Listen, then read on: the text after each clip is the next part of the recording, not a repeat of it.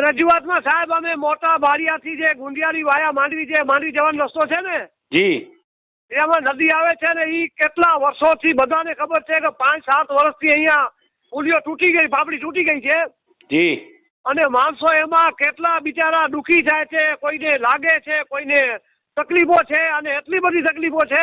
જી હવે ગામો તો જુઓ મોટા બારિયા ગામ તો હંમેશા ભાજપને ખોબા ભરીને મતો આપી છે, બરાબર.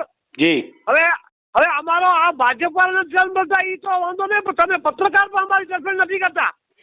જી ના અવારનવાર તમારા મુદ્દા ઉપાડતા હોઈએ છીએ રાણસીભાઈ, અમે આવતા જોઈએ છીએ. આનો પડઘો કેમ નથી હોતો? આજે અમે જોયું તો આખા ગુજરાતમાં બધાના કામો છે, મોટા બારિયા બાકાત છે આમાં.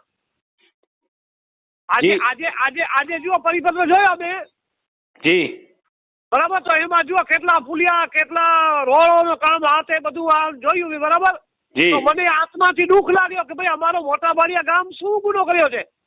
જી અમે નથી આવતા આ ભારતમાં, હા કચ્છમાં નથી, અમે આ મોટા બારિયા પાકિસ્તાનમાં છે સાહેબ.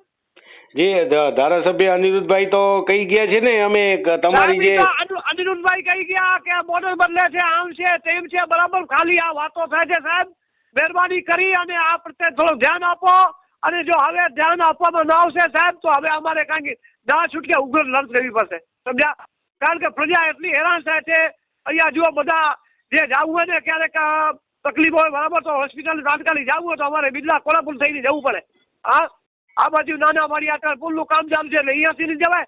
જી તો સાહેબ અમે આ માધ્યમ દ્વારા તમને અને માનનીય ધારાસભ્યને એક વિનંતી કરીએ છીએ કે સાહેબ અમારો મોટા બારિયા ગામે શું ગુનો કર્યો છે કે અમને શું કામ આ પુલનું કાંઈ નિરાકરણ હજી સુધી આવતો નથી? હા, તમે કહો કે આટલા રૂપિયા મંજૂર થયા હતા, પછી આ ડિઝાઇન બરાબર નથી, ડિઝાઇન ચેન્જ કરી. અરે ભાઈ, ડિઝાઇન જે હોય તે અમને હવે આપો તો ખરા, અમે આવવા જવા માટે કંઈ થઈ જાય. હા.